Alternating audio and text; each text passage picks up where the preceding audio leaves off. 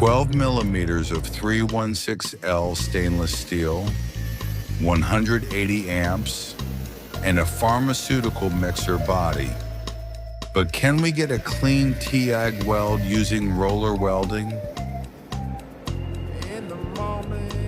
This 316L stainless steel plate is 12 millimeters thick and rolled to a 50 centimeter diameter.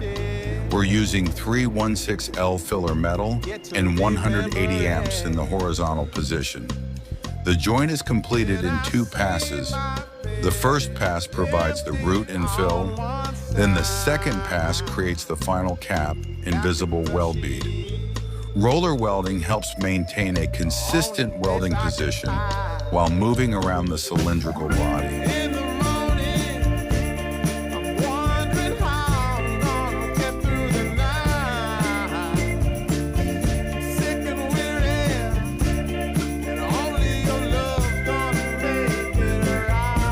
And this is the final TIG weld bead.